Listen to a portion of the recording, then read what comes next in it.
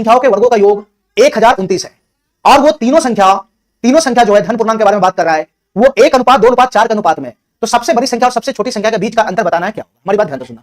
तीन धन पूर्णांक संख्या के वर्गों का योग, हमको नहीं पता तीनों संख्या कौन है। एक संख्या को मैं ए मानता हूं, एक को मैं बी मानता हूं और एक को मैं सी मानता हूं। एक को मैं ए मानता हूं, एक को मैं बी मानता हूं, एक को मैं सी मानता हूं। मैं मानता हूं ए इसमें सबसे छोटा है, बी जो है वो उससे बड़ा है और सी जो है वो सबसे बड़ा है। मैं ऐसा मान के काम करता हूं। ठीक है, ठीक है। अब जैसे जैसे क्वेश्चन कर रहा है वैसे वैसे करो काम। तीनों संख्याओं का रेशियो कितना है? तीनों संख्याओं का जो रेशियो है वो 1:2:4 है। यानी ए, ये तीनों संख्याओं का अनुपात, ये तीनों संख्या किस रेशियो में? ए अनुपात बी अनुपात सी बराबर कितना है? 1:2:4 है। 1:2:4 है। ठीक है, ये क्वेश्चन के अकॉर्डिंग डाटा है। तीनों संख्याओं के वर्गों का योग 1029 है। तीनों संख्या है कितना? एबीसी। तो वर्गों का योग यानी ए स्क्वायर प्लस का बी स्क्वायर प्लस का सी स्क्वायर बराबर कितना है? 1029 है। बराबर कितना है? 1029 है। तो यही तो क्वेश्चन कह रहा है। तीनों संख्याओं का अनुपात इतना है, तीनों संख्या के वर्गों का योगफल इतना है। ये तो क्वेश्चन कह रहा है। हमको क्या निकालना है? सबसे बड़ी संख्या और सबसे छोटी संख्या के बीच का अंतर। तो सबसे बड़ी संख्या सी है और सबसे छोटी संख्या ए है। तो सी माइनस ए का मान बताना है क्या होगा। सी माइनस ए का मान बताना क्या होगा। इसके लिए हमको सी और ए का इंडिविजुअली मान लेकर आना पड़ेगा, तभी ये क्वेश्चन सॉल्व होगा। अब हमारी बात ध्यान से सुनना। ये रेशियो है, रेशियो को मैं ब्रेक कर सकता हूं, ब्रेक करके ओरिजिनल वैल्यू में ले आऊंगा। तो रेशियो को मैं ब्रेक करूंगा तो बताओ ए बराबर कितना हो जाएगा? 1 गुना के हो जाएगा के। अच्छा बताओ बी बराबर कितना हो जाएगा? बी बराबर हो जाएगा 2 गुना के 2 और सी बराबर कितना हो जाएगा? 4 हो जाएगा 4 ठीक है, एबीसी का मान तो आ गया, लेकिन इसमें के घुसा हुआ है के। अगर के का मान आ जाएगा तो ऑटोमेटिक हमारा एबीसी का मान आ जाएगा और एबीसी का मान आ जाएगा तो क्वेश्चन सॉल्व हो जाएगा।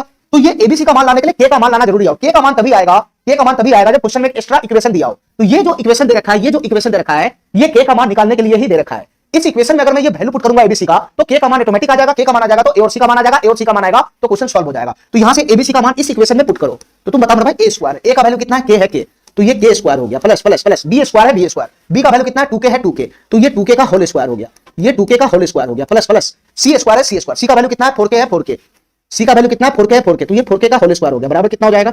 1029 हो जाएगा 1029। ठीक है, तो यहां से कितना बनेगा बताना, यहां से कितना बनेगा? ये हो गया के स्क्वायर प्लस ये 2 दूना 4k स्क्वायर प्लस 4 चौका 16k स्क्वायर बराबर कितना हो जाएगा? 1029 हो जाएगा 1029। ठीक है, इतना बात मेरा समझ में आ गया, इतना बात समझ में आ गया। तो यहां से बताओ मेरा भाई क्या बनेगा? 16 4 20 20 और 1 21, 21 के स्क्वायर, 16 4 20 21 के स्क्वायर बराबर हो जाएगा 1029 1029। ठीक है, ठीक है।